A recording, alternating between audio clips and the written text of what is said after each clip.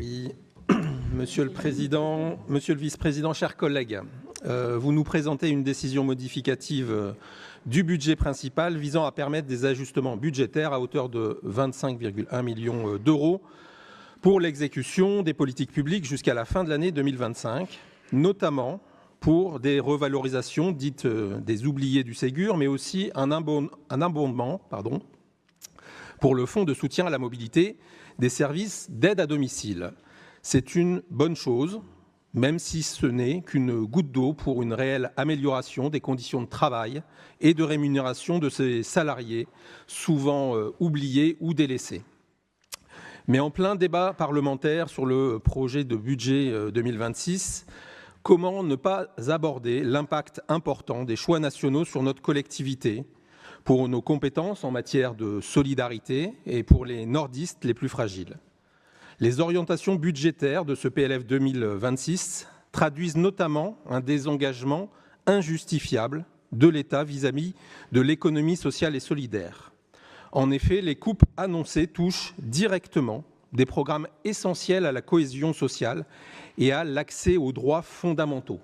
Insertion par l'activité économique, sport, jeunesse et vie associative, aide au développement, autant d'actions qui soutiennent les personnes les plus vulnérables et font vivre les solidarités dans nos territoires. Les économies demandées aux collectivités territoriales, dont la nôtre, entraîneront des répercussions indirectes, mais tout aussi lourdes sur les entreprises et les organisations de l'ESS, alors que les collectivités locales s'appuient fortement sur les entreprises et organisations de l'ESS pour déployer leurs politiques publiques.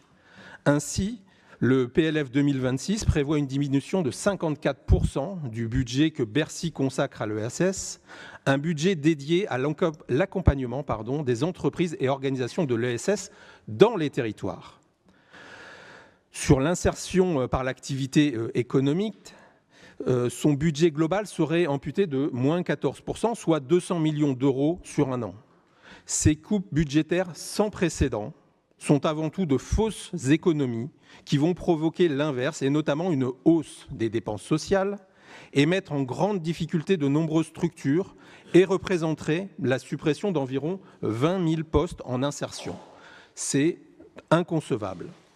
Cette baisse est avant tout la plus impactante pour toutes les personnes sans emploi et en difficulté, pour toutes celles et ceux qui ont besoin de retrouver le chemin de l'emploi.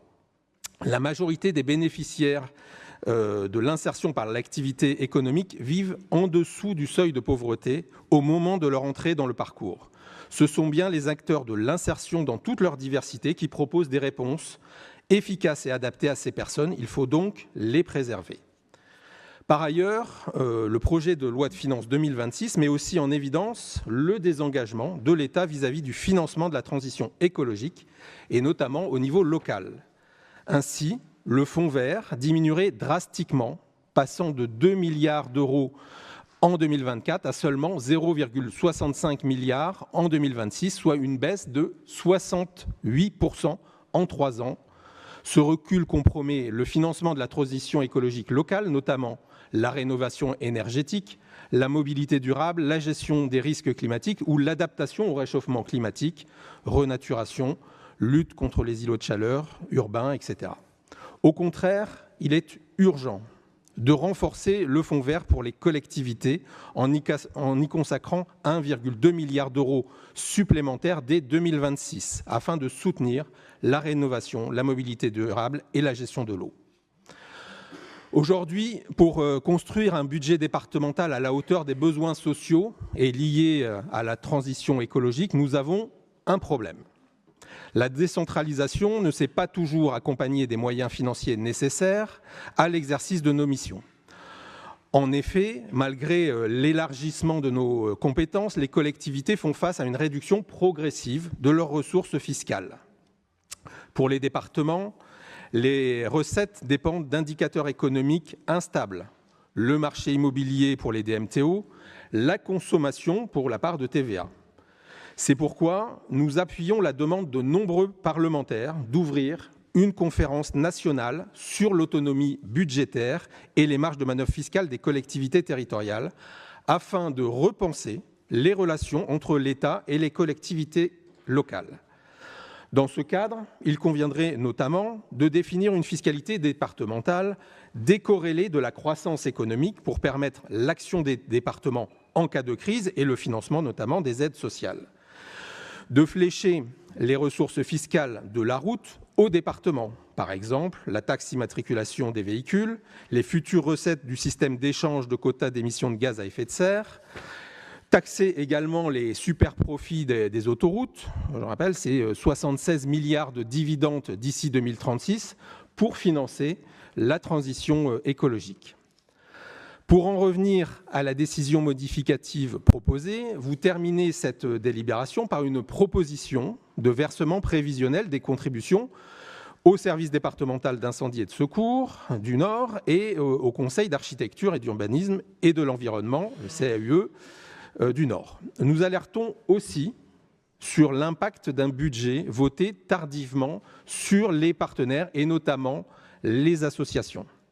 Un budget prévisionnel voté fin avril comme l'année dernière impacte considérablement les capacités du département à donner de la visibilité et les moyens nécessaires à ses partenaires. Pour exemple, cette année, ce sont des partenaires qui n'ont reçu leur financement qu'au cours de ce dernier trimestre. D'autres en attente du solde encore à ce jour. Il faut absolument développer et avancer dans le calendrier la politique du département en matière d'acompte. En conclusion, et en cohérence avec l'ensemble des délibérations budgétaires présentées en 2025, nous voterons contre cette dernière. Je vous remercie.